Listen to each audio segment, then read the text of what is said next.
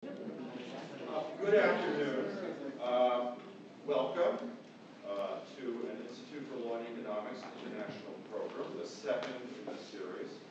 Apart from being an Institute for Law and Economics International Program, this is also a session of the seminar on corporate governance that Professor Fish and I are leading this term. And thank you, students, for your attendance and interest.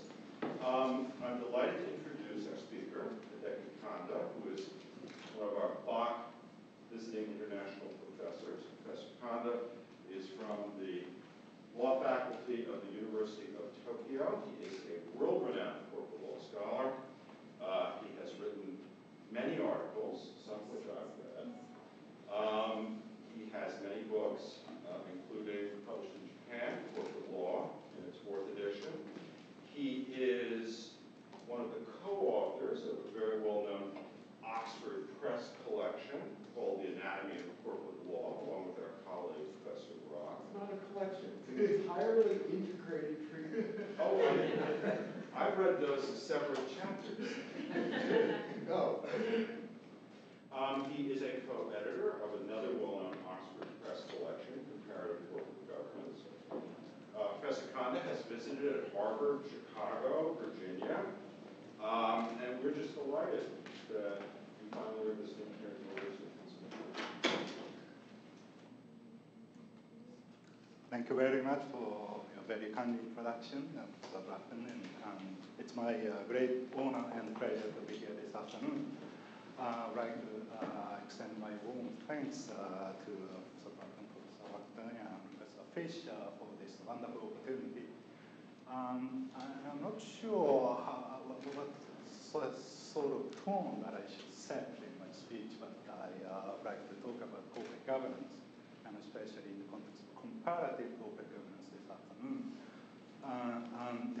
I have to say that I just arrived here, it's my 5 a.m. in Tokyo, and I will try to be short. The corporate governance, as you probably know, is the mechanism by which corporations, business corporations, typically publicly held business corporations are run and monitored.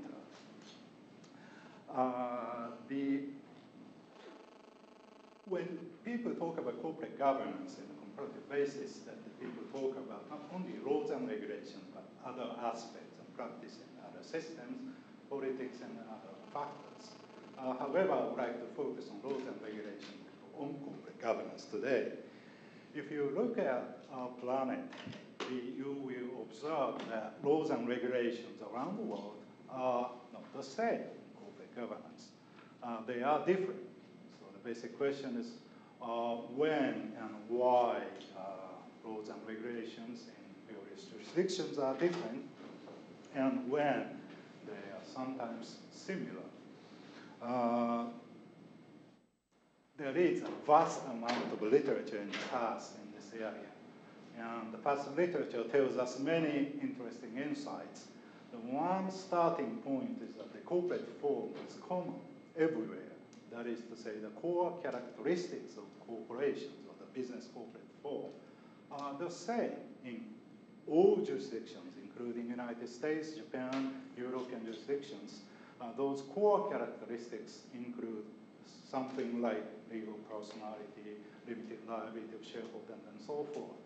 And therefore, the theory suggests that those core characteristics generate same problems, known as agency problems between managers and shareholders, and same agency problems between majority shareholders and minority shareholders.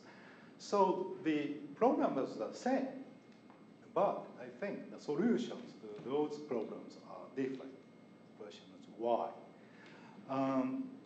There is one wisdom that has been developed by many scholars, including Columbia Mafia, Professor Kofi Gilson and others, is the idea of focusing on the differences in stock ownership structure. Because the core characteristics of the corporate form are the same, and they are producing the same problem, there must be something outside those characteristics that matter and make laws and regulations different. What are they? They notice after the series of investigations that the stock ownership pattern is relevant. If you look at the planet, there are two patterns: dispersed ownership, where the shares are dispersed, versus concentrated or non-dispersed ownership structure that we found in continental European countries like Germany, France, and most Asian countries like China, India, Indonesia, and Singapore. In the dispersed jurisdiction like United States, the shareholders are spread. I'm talking about listed companies, large public held companies. And therefore, the main question to deal with by corporate law is to resolve the agency problem between managers and the shareholders. And therefore, corporate law, securities regulation, they responded and have been developing in response to protecting, giving rights to those dispersed shareholders vis-a-vis the managers. Whereas in Europe, like Germany and France, or in most Asian countries like China, even listed companies, the major stake or the majority block, sometimes 30%, sometimes 50%, owned by families or the state. Therefore, there is no sort of agency issue between managers and shareholders because the managers are selected by those controlling shareholders. And therefore, the main issue is the agency problem between majority shareholders and minority shareholders. Then the people have been debated about how laws and regulations have been developed in these jurisdictions or how stock ownership pattern emerged. But one argument is that because the shareholder right is not strong in Germany or France, those controlling shareholder or the stock ownership pattern emerge.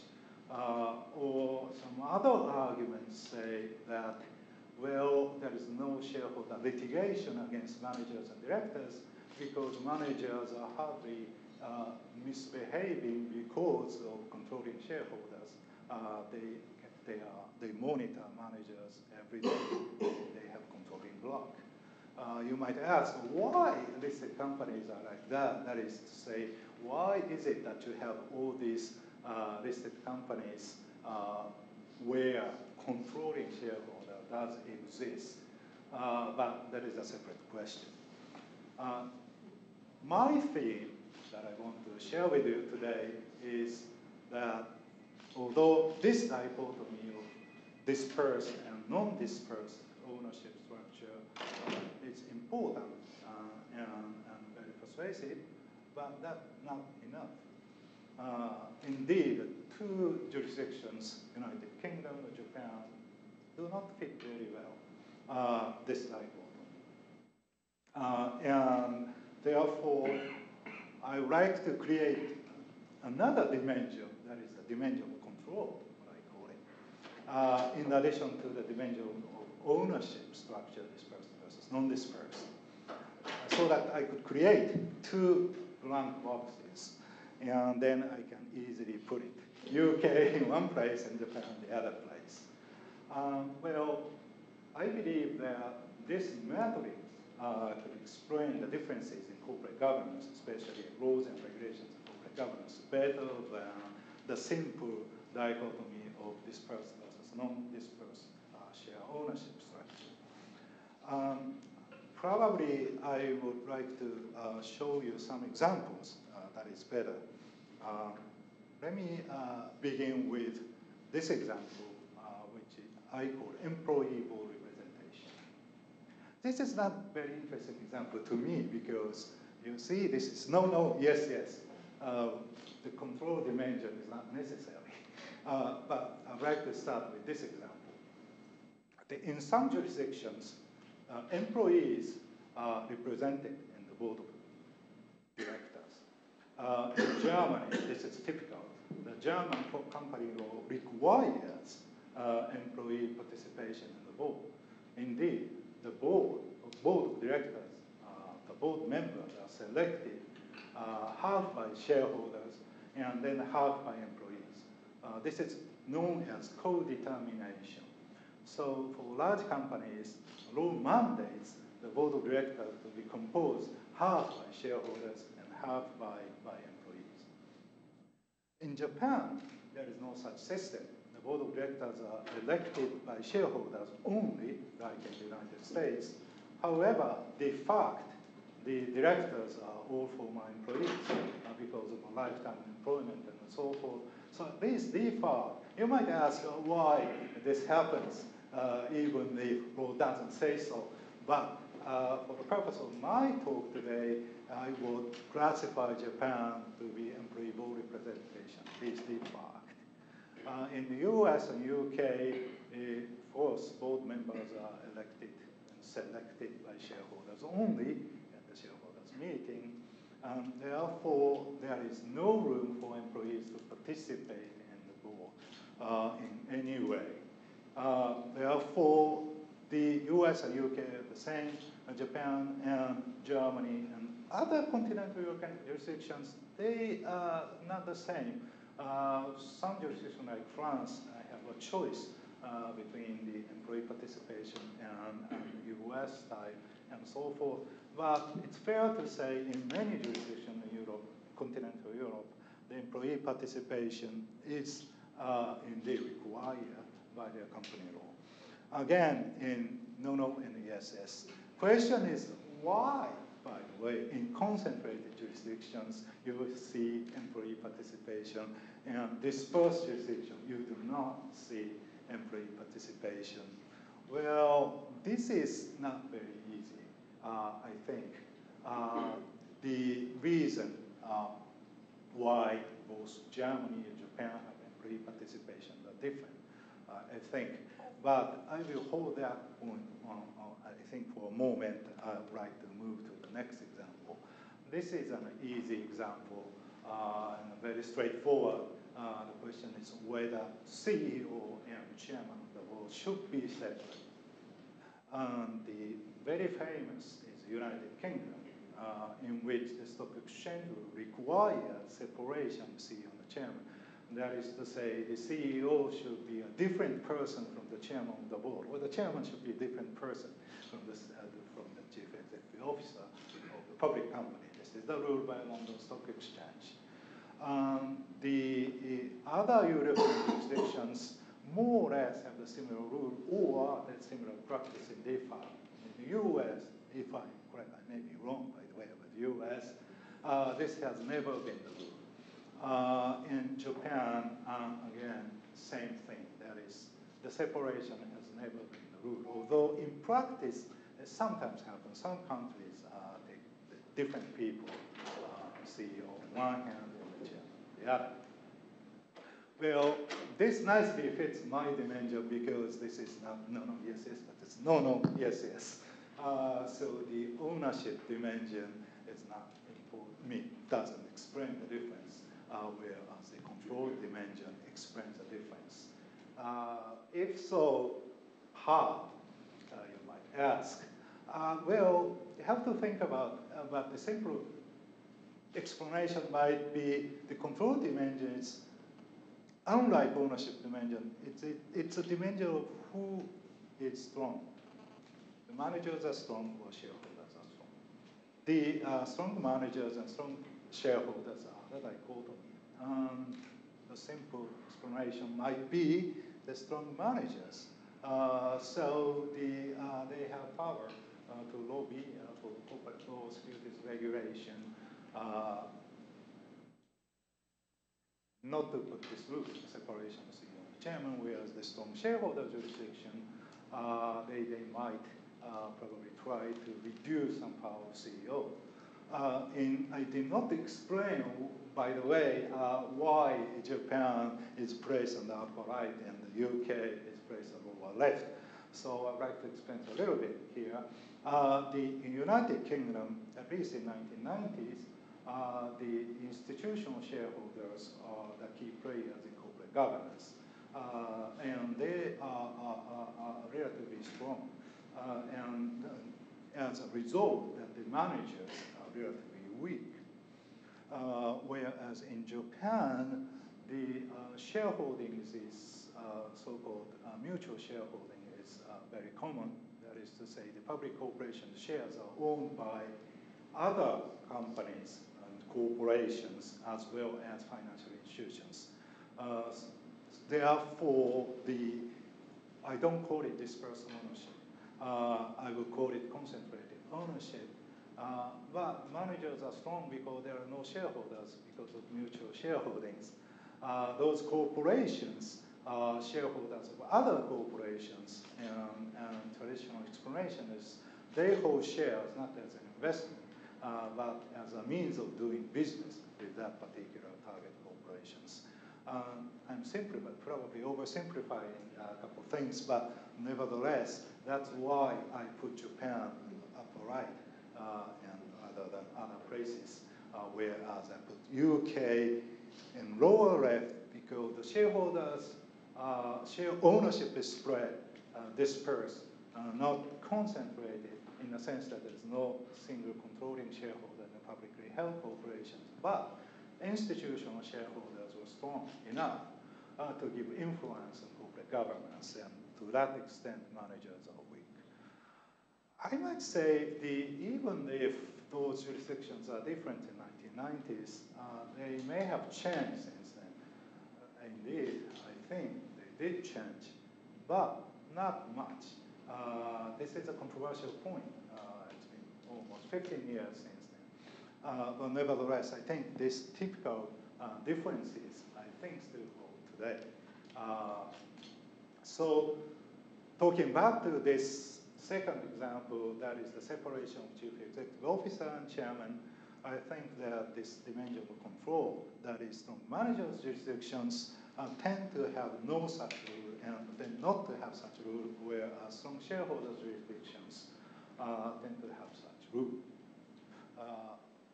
I only have two more examples, but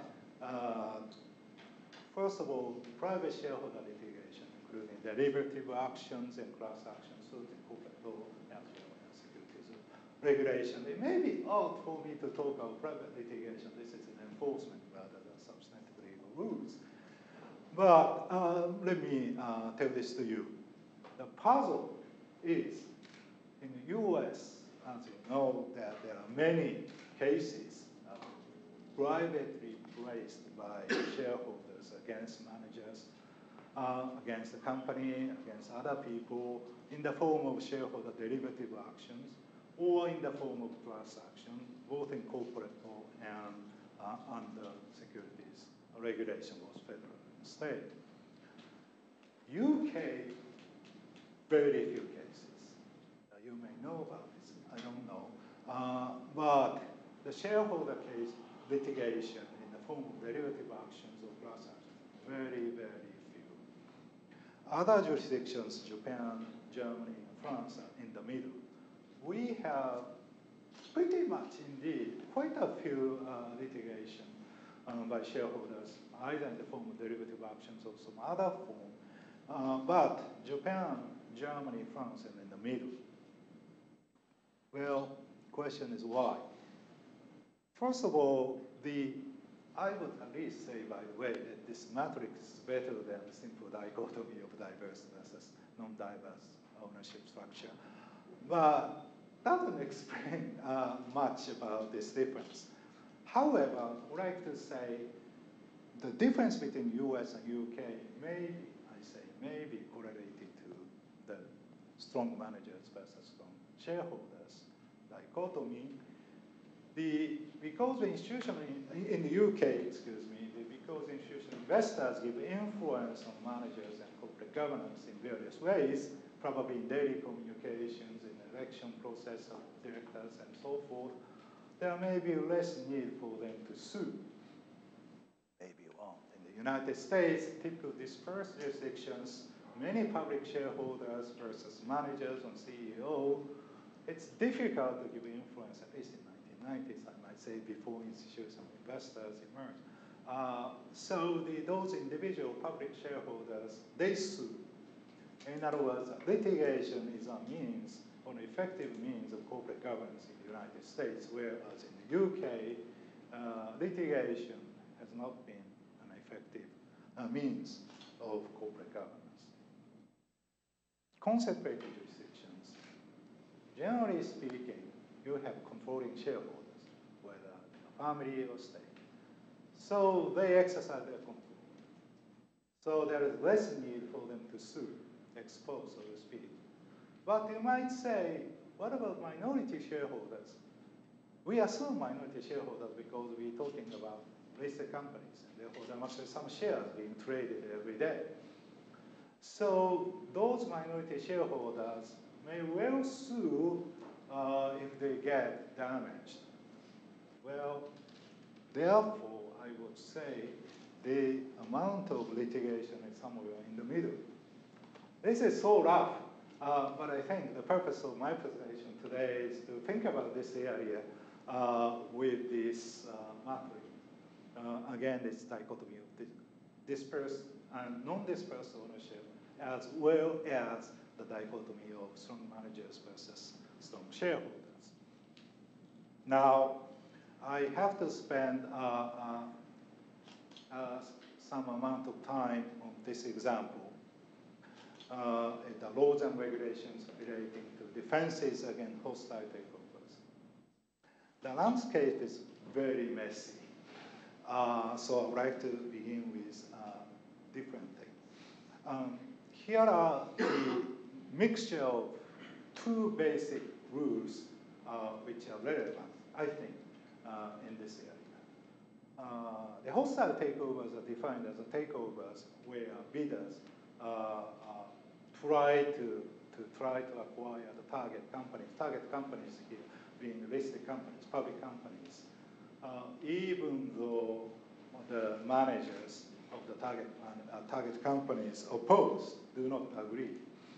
So usually it takes the form of public tender offer. Now, there are two basic rules that we observe on our planet and on which jurisdictions vary. The one rule is board passiveness, and sometimes known as board neutrality rule in Europe. In the European Union, they have sort of directive that is like a treaty that should be implemented by the member states. The European Union has 27 states, and the board passiveness and neutrality rule, as well as the mandatory bid rules, are a part of their directive, but member states have opt-out rights, and therefore certain member states indeed do not incorporate the default rule that has been provided by the directive. But talking back to board passiveness, the rule is to prohibit the board of directors to take any defense actions against hostile bids unless the defense is approved at the shareholder meeting in advance. That rule is a default rule in the European Union directive and has been implemented in the UK and some other jurisdictions. But Germany opted out, and therefore Germany does not have board passiveness. In other words, the board, although in Germany it's a board of auditors, not board of directors, they have two-tier board system.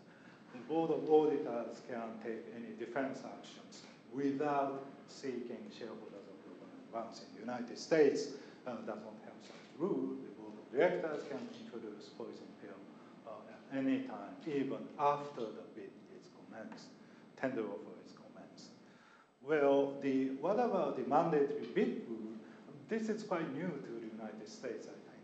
The mandatory bid rule is a rule in which once someone acquires control of the target company, it's a typical public company, usually 30% threshold, then the acquirer must bid for the all remaining outstanding shares at the price that he or she paid when he or she got control. So for example, if I got 30% of the public company by paying $100 per share, then after that, I have to make a mandatory bid. I have to make a mandatory tender offer to the remaining 70% public shareholders at the price of 100% price. This is a mandatory bid rule, which is a core part of the European Union directive. Again, you can opt out, but the UK and Germany and France, they basically incorporated this mandatory bid rule. And therefore, this rule is part of their picture. Now, that rule does not exist in the United States. Now, so if you look at this matrix, and then if you go to lower right, I think the law is more friendly to managers who want to defend this case against hostile bids.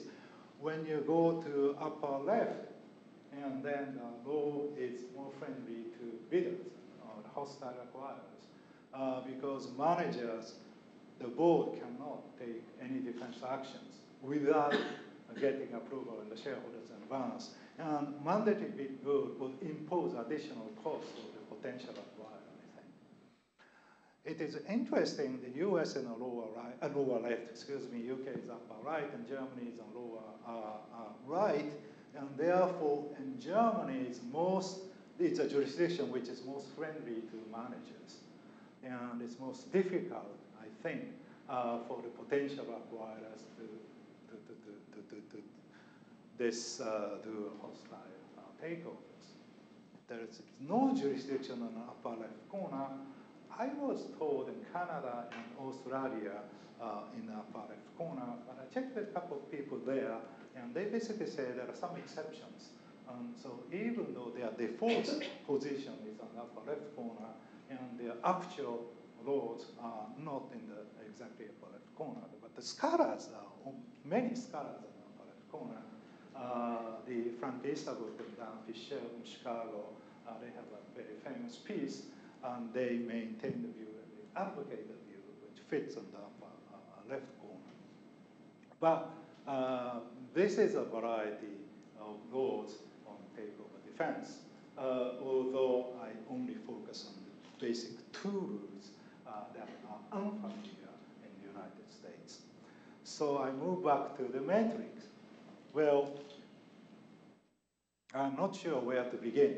And to begin with the United States, the defense is more or less within the board discretion. That is to say, the board director can defend. Of course, they are subject to judicial review, so-called with the enhanced business judgment rule and so forth. But the board does not have to consult with shareholder meeting in advance in order to initiate any defense.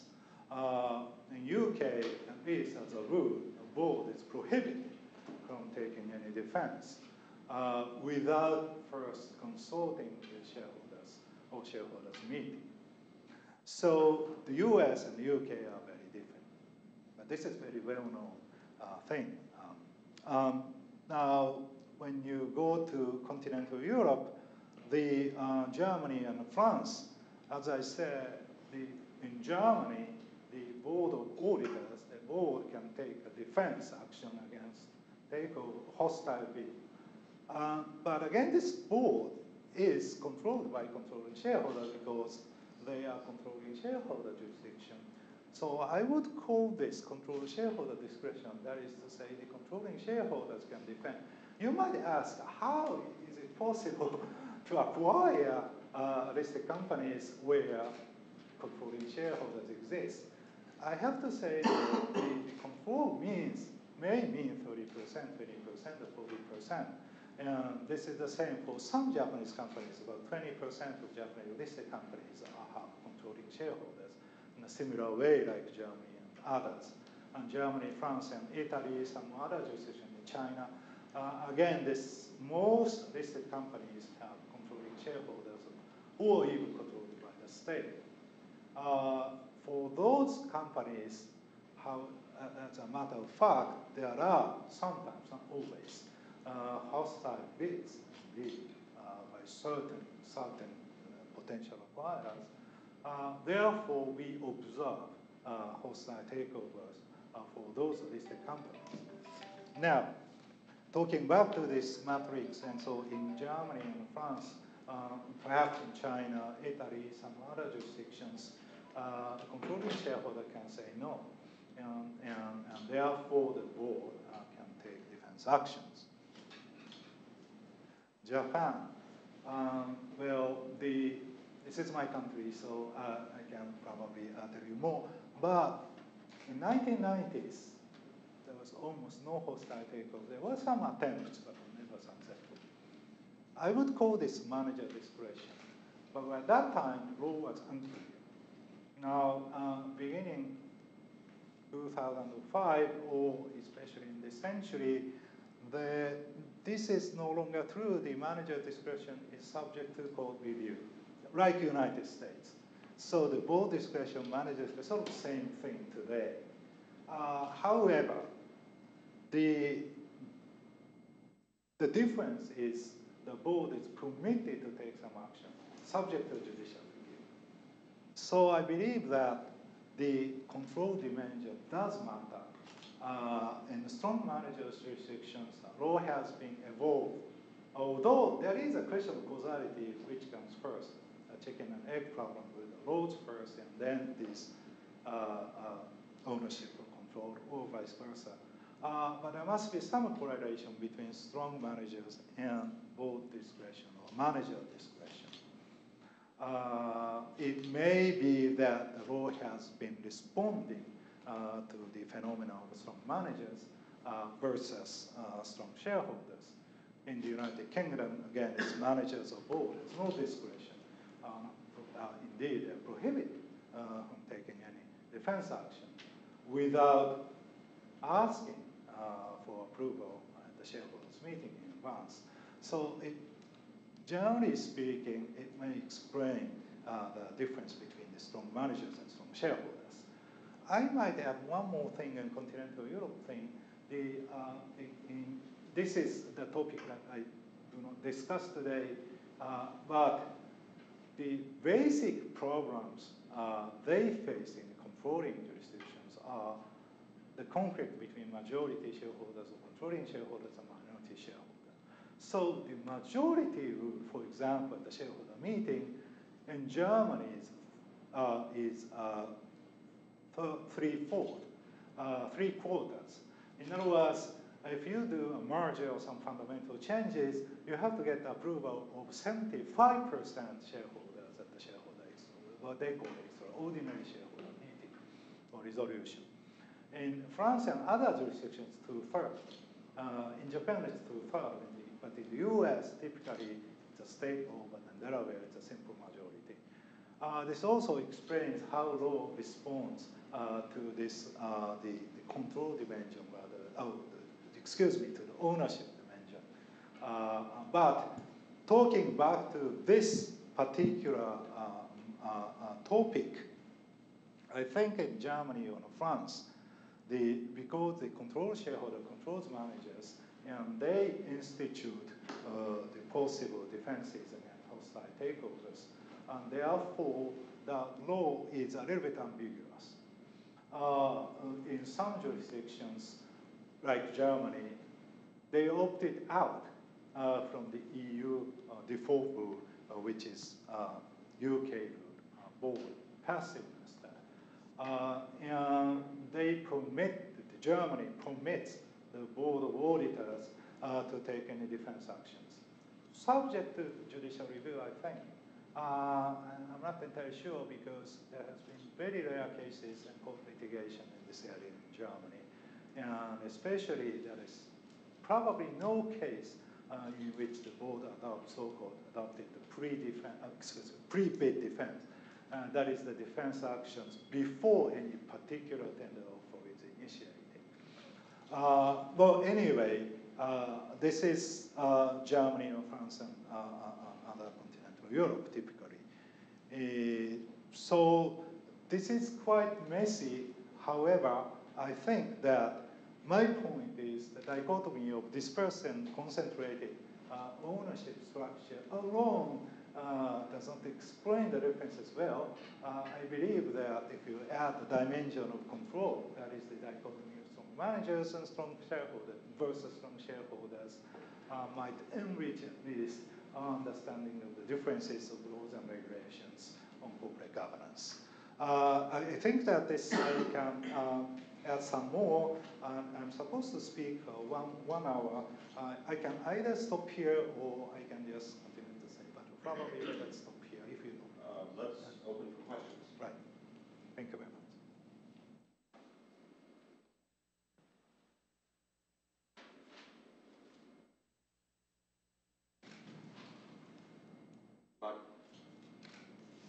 Going back to your mentioning of employee representation, although you didn't come back to it, I would assume that you have employee representation where you have strong managers, in large part because the strong managers can integrate and offset any special pressure coming from the shareholder group, which would be more difficult if you were dealing with dispersed shareholders. So I'm wondering if that's true and whether you can, by and large, only successfully have employee representation where you have this strong management. Thank you very much for reminding me. I have 2 comments, so thank you very much. The one is quite consistent with what you said. That's why is it that the dispersed jurisdictions do not have employee board representation? I think because shareholders are strong, and therefore it's difficult for constitute with employee interest rather than shareholders' interest. I think that is the explanation. Thank you very much. My second comment is that to what extent shareholders' rights are strong in dispersed jurisdictions versus concentrated jurisdictions. It just occurred to me that when I studied the corporate law in the US about 30 years ago, then I realized that in the corporate law in the US, it's written in a way that the shareholders are very weak. For example, the shareholders are not permitted to make a proposal for election of directors. And also for the shareholders meetings are not empowered to decide on fundamental changes, mergers and some others without board decision first. In the concentrated jurisdiction like Japan, Germany, France, these are not the rule. That is to say, the shareholders can propose their own candidates for directors, excuse me. And also the shareholders meetings is powerful, and they can decide mergers and other things even without board decision in advance.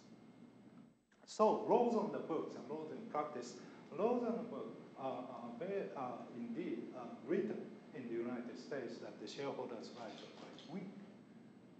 My answer is that this is why the market responds in a way that the shareholders should be empowered. So the shareholder litigations from others and the developments in the Delaware judiciary all try to rectify this difference between the weak written law versus the dispersed ownership, that is the agency problem between managers and the public shareholders. Therefore, the shareholders are very strong in practice in the sense that they sue and they do some other things and that has been developed in the marketplace. The market reaction in Japan, I'm not sure that is true in Germany and France, but market reaction in Japan is quite opposite. Because the written law is so strong for shareholders, the market develops in a way that it rectifies this gap. So the mutual shareholding is a good mechanism in order to weaken shareholder power in the marketplace. So the market reacted that way.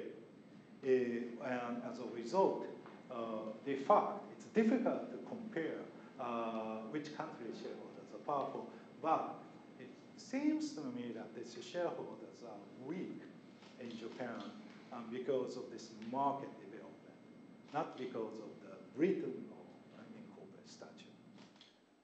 So probably you can say the same thing for employees.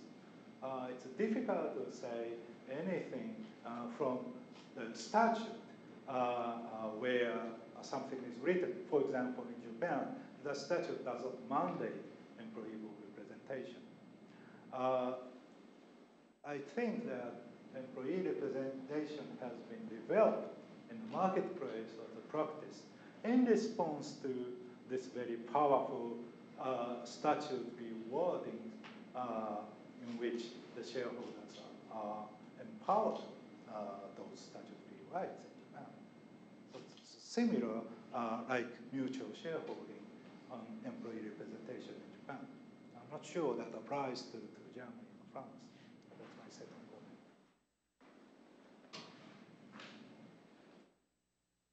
Ed, the second row. I want to ask you what you take to be the correlation between the background conception of the corporation and these two dimensions. So certainly in the UK, there's the conception of the corporation as, you might say, it's a thin conception, very much the property of the shareholders' vision. Continental Europe, it seems to me, you've got much more of an entity conception of the corporation. In the U.S., it seems to me we once had an entity conception that shifted more to a property or shareholder value maximization conception. And I don't know what the conception of the corporation is implicit in Japanese law. But I'm wondering what you think the connection is between the matrix and different conceptions. How thick a conception of the corporation is implicit in the law? I think that this conception that you mentioned are quite the same as metrics, more or less. In other words, it's the other way of saying the metric, rather than this correlation between talking about correlation. There must be some correlation between conceptions and so forth. In other words, the metric itself suggests the differences in conceptions rather than correlation between them. That's my quick answer. But I'm less sure about the difference between the UK and the US. Talking of the conception, I thought that these conceptions are quite similar, both in the US and the UK. Am I wrong? It's more conception that shareholders are. I'm not sure. The US, I'm not sure exactly what the conception is. Right. If you go back to the 1930s, you have very much of an entity conception. Right. And since 1980, you've had much more of the emergence of shareholder value maximization conception, what the goals of the corporation are. Right, but that's the same for both in the US and the UK. That's my impression. I don't know enough about the UK to say. And in Japan?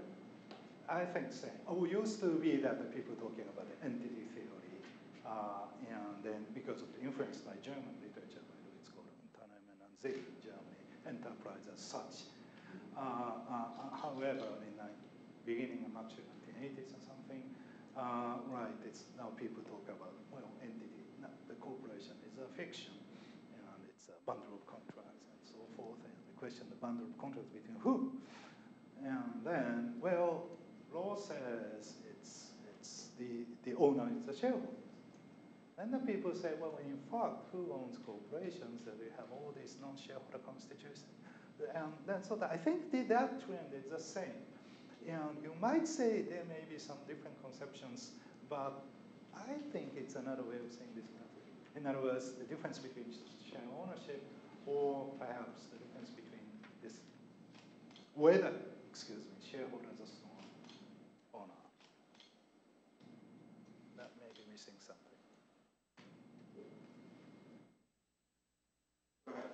When you were talking before about certain laws in certain jurisdictions might be written to have stronger shareholders than in others, I started thinking about whether the differences in common law versus civil law jurisdictions, if you thought about how that also impacts the way the corporate governance structure evolves. Maybe you could just comment. Yeah, thank you very much indeed. That is also the view, especially probably know this overall finance literature, developed a couple of people. That view only focuses on ownership structure. Dispersed versus non-dispersed. Andre Schleifer's another economist, you probably know that's a series of law and finance thing, which I don't like. Doesn't explain. That's why I'm proposing the other dimension. By the way, I don't like means that they are not wrong. They're not wrong. I think that they're not enough. So talking back to the common law, civil law jurisdiction, they argue that the common law jurisdiction is dispersed jurisdiction. They have strong minority shareholders, strong public shareholder protection laws, whereas the concentrated jurisdictions, the civil law jurisdictions, they have poor or at least at the relative matter weaker laws protecting public shareholders. Well, I think even if that is true, it doesn't explain the landscape. It does explain, well, does explain this, no, yes. So this is not for me. But if it's no, yes, doesn't explain the difference. This is a good example. The common law, civil law distinction is helpful. I'm not arguing against it, but that's not enough. So that's how I view this area. Important thing, even within common law jurisdiction, US and UK are very different. And even within the same civil law jurisdiction, Japan and France, Germany sometimes are very different. That's my point. I'm not sure. Do you think you agree? I haven't thought it through, although I think, even if I agree with you, I think it's such an obvious way to draw a dichotomy that it's helpful to hear what you think it explains and what you think it doesn't. Right. So that was, your answer was helpful. I would say the distinction between common law jurisdiction and civil jurisdictions are even dangerous. Right. But it's not so bad, but. But when you talk about strong laws and weak laws in different places, is typically, does that dialogue reflect a comparison of the laws as written in the statute books, or is that the laws as written plus how the courts interpret them? I mean, what are you describing when you talk about laws of one jurisdiction being strong or weak? Is it just what's written in the books, or is it also as explained by the courts? I think both. However, to make this sort of inquiry, it must be the laws, not laws in the book, but the laws in practice, as well as laws. That's right. Students, the only hand we've seen from you is Francesca, and I'm about to call on you. I am keeping a list, and I'd certainly like to see some of you join him on it. Francesca. Hi. My question is about, I see a parallel between the evolution of the approach to tender offers in Japan and in continental Europe in the last, let's say, 15, 20 years, 10 years maybe in Japan. So we go from the unthinkable reaction, to maybe tender offers could be good. And we see the reaction in the regulation that is evolving towards a more open approach to tender offers. Maybe also under the pressure of financial investment and private equity that are getting their way to Europe and Japan too. Institutional investors, etc. But then, in continental Europe and in Japan, we still have in place all these divides like pyramids, cross-shareholdings, shareholders' agreements that actually, for example in Europe, in continental Europe of course, are the skeleton of corporate governance. And I'm wondering, in your opinion, does it make sense to go towards an increase of openness towards tender offers and regulation seems to go in that direction in Japan and in Europe, when we don't touch, we don't with those dividends. Because even if they come from different origins, so pyramids in Germany don't have the same origin, of course, of pyramids in Japan.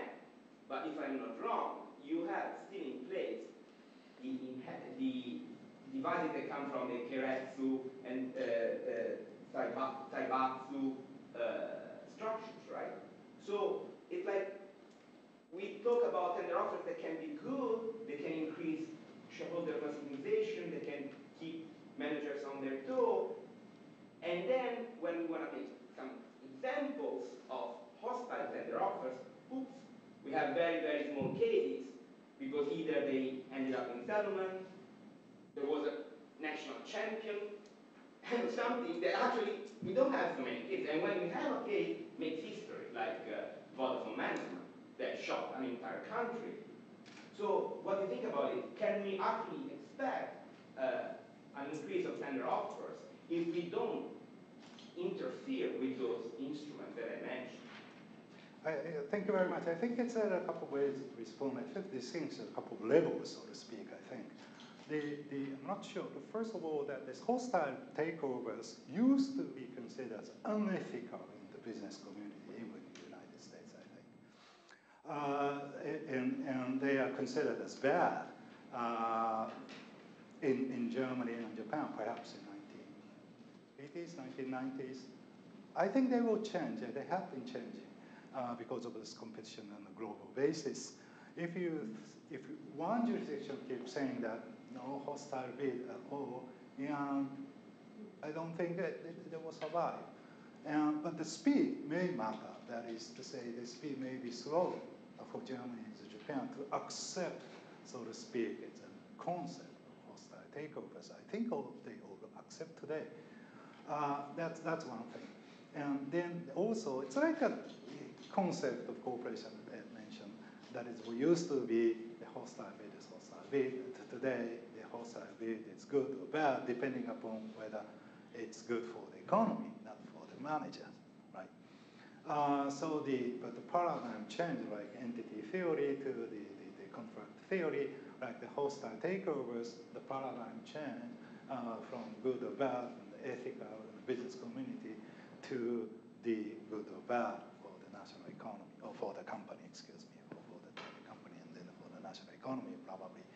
That's a general trend, but different jurisdictions have different steps and different speed in changing the paradigm, and perhaps in its details.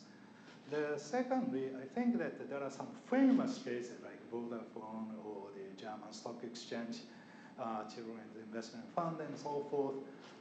Like in the US, CSX, and some other very well-known cases are exceptional cases, I think.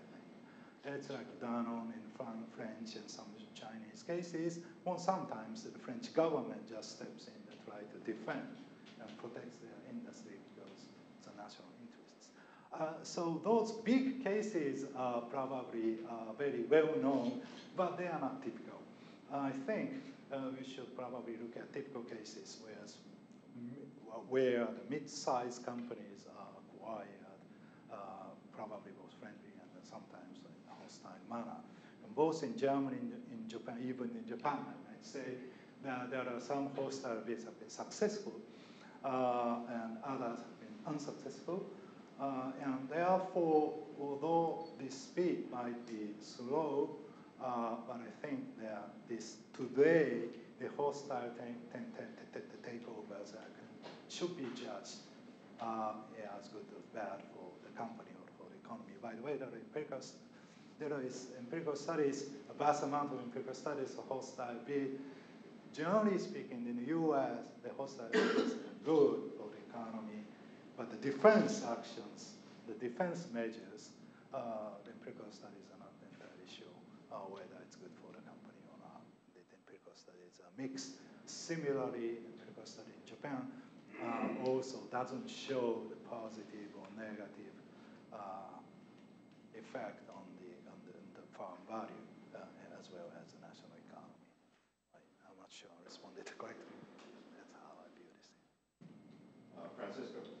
Professor Kanda, I'm thinking, first let me give you the context I'm thinking from. I'm thinking from the context of emerging markets, China, Brazil, India, even Mexico.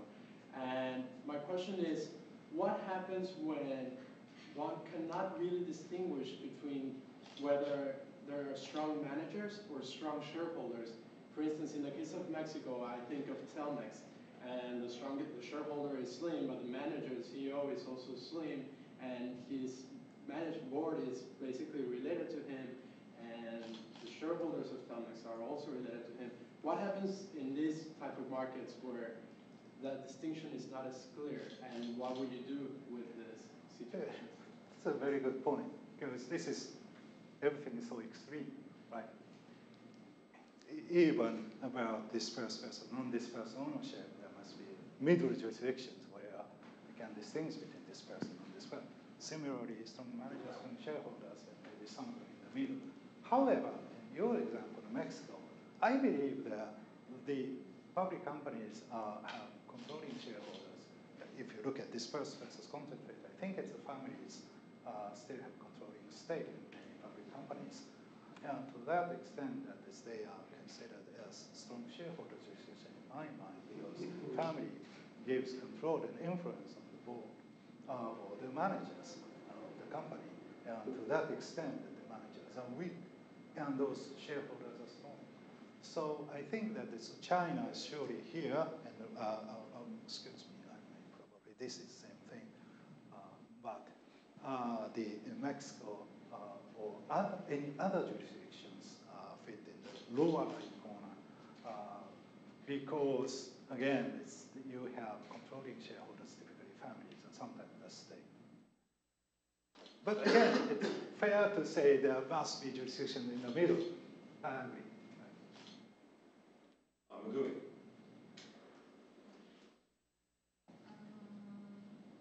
I'm actually from Japan, and I have been working in a rather listed company, so my opinion might be a bit biased, and because my perception is Japan is rather not really concentrated, rather dispersed regime. But since recently, Japan is, like Francesco mentioned earlier, the Keiretsu or Zaibatsu is releasing its stock holdings very quickly, and also these foreign investors are really increasing, and also there's a lot very strong influence of ISS is could be seen in these voting activities by the foreign investors. I think it's kind of the situation in Japan is really changing, especially in these few years. And from the viewpoint of hostile takeover regulations, I saw that you located Japan as a strong manager and concentrated ownership location. I think as seen in Bulldog cases, it also requires like shareholders approve. Although it ultimately approved the manager's discretion to issue warrants, I think it also said it required shareholders' approvals.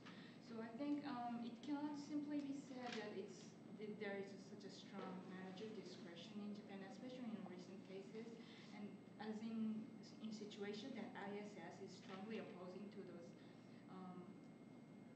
measures like poison pills. I'm not quite sure whether it is still going to this. I'm not quite sure whether this situation that the manager could keep on going, that could keep its discretion even in the future in the Japanese corporate management culture. Right. Thank you very much. I will be happy to debate on the Japanese situation. The three things. Number one, I do not say that this matrix itself matters. That is to say, this is the framework in which we think about it. So you may want to put Japan somewhere else, but I still want to put Japan over there. I will explain it a little bit later on, in a moment. Then secondly, the countries may change, so they move it may be that Japan is moving from there, from the upper right, to somewhere else. Where is the question? And U.S., by the way, similarly may be moving. Unlikely to move to the right. It's moving down to the UK, or vice versa. UK may be moving upward, not to the right hand. And the third, more specifically, then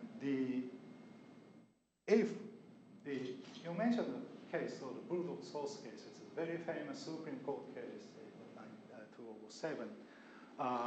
The Supreme Court approved defense measures that were introduced with shareholder approval. This is the largest Worcester sauce producer in Japan called Bulldog Sauce. And then they decided to take some defense actions against the buyout fund. In the US it's called Steel Partners. I will talk about this case tomorrow in the Professor Wachter's seminar, not for today. Well, anyway, it basically says, the Supreme Court says defense action is okay because shareholders approve. It does not say that it's not okay if you don't have shareholder approval. But two things.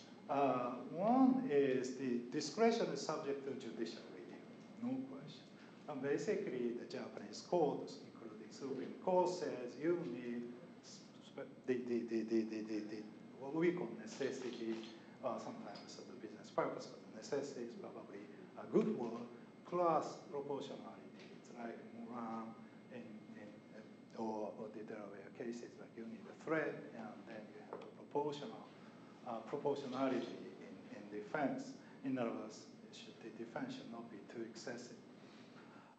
So it's subject to judicial review, even if I say Japan has manager discretion as the defense. But the Bulldog case, source case says the defense is okay because you got shareholder approval. That's the case. You might say if Japan is moving, you might ask whether Japan is moving toward UK or moving toward US. Who knows? It's a very important question today in this area in Japan. Let me follow up. Yeah. Why do Japanese shareholders vote in favor of anti-takeover devices where American shareholders would never, or for the last 25 years, have refused to do so? A good question. I'm not sure in the US, but they never ask. Right? Because They there's ask no need. because they're going to get I have to do it today. Yeah, I would say two comments. Number one, I would say if the US is like the UK, i.e. that the board is prohibited from introducing any poison pill without shareholder approval in advance, then I don't think that the shareholders, well, I'm not sure, excuse me, I don't know whether shareholders approve or not. In UK, by the way, the board doesn't bring such proposal to the shareholder meeting. I know no single case in which the shareholders are asked to decide on whether to defend or not. In the US, you might say, I guess similar result. Japan, right, the shareholders were asked, although this is a post-bid defense, so-called. There's no, by the way, step back. The tender offer is made, and then after that, there was no poison pill before tender offer. And then the managers decided to defend. And then they called a shareholder meeting, and they put it. The question is, why shareholders approve? I believe that both theoretical explanation and some other explanation. The theoretical explanation is the shareholders thought that this current management enhances firm value better than the potential acquirer, right? Yeah. Other explanation might say that, well, in this particular situation, Japan, the managers usually just talk to major shareholders, institutional shareholders, and others, and explain why we defend them and so forth. So I'm not sure how many networks they have, but they might have been successful in persuading those people. By the way, after this defense, the stock price declined. Right. That's why some academics say, oh, this is a very bad example. The rule that the shareholders approve is a bad rule. So the US rule is much better in the say that it's board responsive, right? It's rather shareholder meeting or shareholders as a whole. On the list, I have Lean, Sue Marsh, and Joshua. It's a shorter session, so keep the questions pithy. Sure. Professor, I was on the point of Bulldog's Hoss. I was going to ask you to what extent you think the court's ruling in that case, which I think kind of departed from the previous cases, to what extent it was related to the fact that the acquirer was a foreign, non-Japanese party, and whether the case can be limited to its facts, or if you think that it will be telling in future litigation. Yeah, well, thank you very much. Before answering to that question, let me say one more thing to your question. By the way, why is it that why do I still keep Japan on the upper right corner? In terms of defense, there are about 500 listed companies out of 3,600. There are 3,600 listed companies in Japan. Out of it, about 500 companies today have so-called pre-bid defense. And this is known as advanced warning plans rather than poison pill. The poison pill structure, you have these warrants of pills around. In other words, pills are issued. The Japanese way of pre-bid defense is not to issue warrants of pills in advance. This is called advanced warning plan in Japan, by which the companies say advanced warning. That is, if someone obtains 20%, and then that person should explain the purpose of your acquisition and your future plan, the source of your finance, and so forth, to the company. If the explanation is not enough, then the company will take a defense action. This is very cheap, because you can make this announcement at any time without any cost. So this is called advanced warning plan, and about 500 companies, over 500 companies are on this plan. So in that sense, I think still Japan can be probably better fit in the upper right corner, but there is no court case in which those companies are subject to hostile bid. In other words, Bulldog cases, some other cases that have been litigated before the courts are all the cases in which companies did not have such pre-defense or, pre-bid advanced warning plans. Both Bulldog cases and some other past cases are the cases in which there is nothing, and then the hostile bid occurred, and then the management decided to defend. So it's, well, again, Japan may be moving, but I think that still today, Japan should probably better be placed in the upper right corner. In terms of dispersed and concentrated ownership, you might say, well, Japanese share ownership is dispersed. I'd be right. But still 40% are owned by other corporations as well, financial institutions. Used to be 40% owned by financial institutions and additional 20% by other non-financial other corporations. Today, the financial institution stake has reduced, but the other corporations own still 20%, and their holding has been increasing in the past 5 years. And therefore, I think it's fair to say that Japan is still in a concentrated jurisdiction rather than a dispersed jurisdiction. There may be somewhere in the middle, I agree. It may be too extreme to say that Japan is a concentrated jurisdiction. Okay, to your question, at least as far as I'm aware, there is no distinction between foreign bidders and domestic bidders. There is at least one case that I know, this foreign bidder hostile bid was successful. It's a very small company's case. And then there are a couple of cases which domestic companies be successful. There may be some differences in practice, though, that the domestic bidders usually do not employ or deploy this hostile takeover means, but rather they do other things first. And then because they may lose their reputation, right? So, but it depends, the situation is changing. There are a couple of big cases in Japan these days that these famous Japanese companies just institute the hostile bids. But there is one case in the paper industry, the OG's paper company is the #1 paper company. This is very famous. It's reported every day in the newspaper about 5 years ago. The OG paper company, Seishi's paper, Japanese article paper company.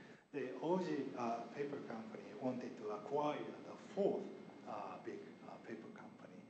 And they kept talking to the management, and they never, that talk broken.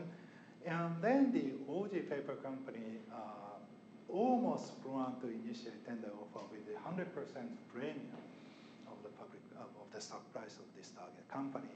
And the OG says she's the lawyers are the largest law firm in Tokyo, Japan. It's called Nagashima Ono. And they advised to make a hostile bid. That should be, it's 100% premium. It's difficult to defend from the perspective of the managers of the fourth company. But at the final moment, they decided not to make that such a hostile bid. I don't know why, but the newspaper reported that, well, it's not the way that the business is done, and they might fear about this losing their reputation. Yeah, I think the situation was the same even in the United States in 1960. So in the UK, similarly in the same period, right? Suharsh and then Joshua, put your questions quickly. And Good evening, Professor. My question is on the judicial response to, in Japan, to the legitimacy of takeover defenses.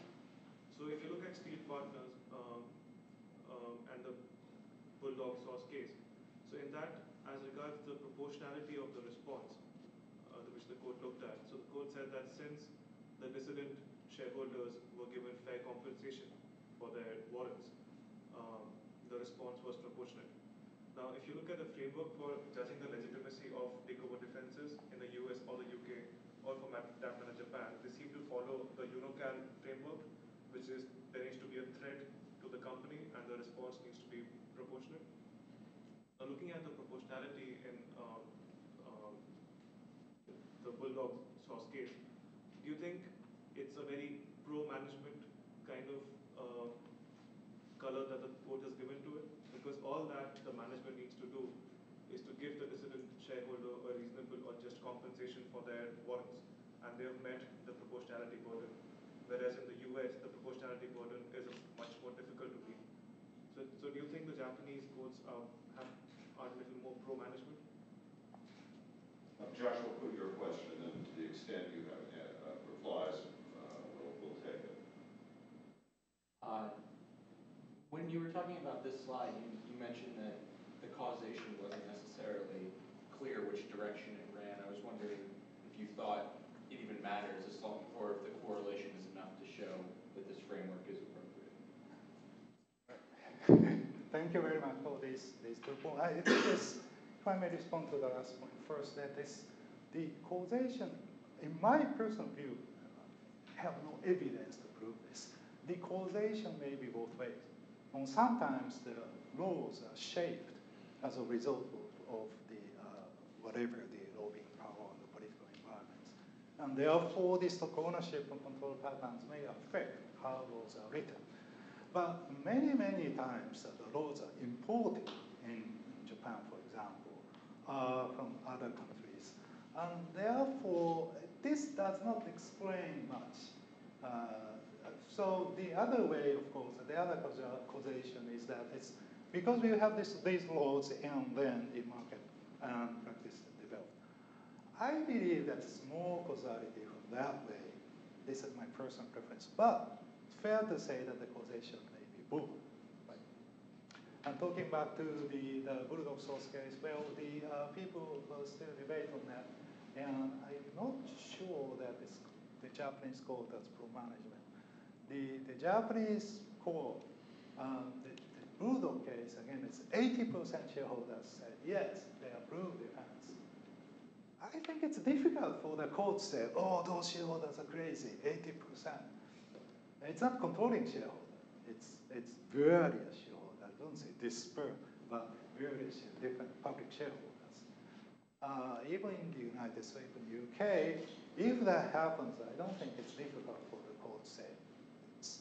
So then technically speaking, the threat with necessity in Japanese is presumed. That's how the court says. In other words, without shareholders' approval, you have to prove, the company, the managers have to prove the existence of necessity or threat, as well as proportionality.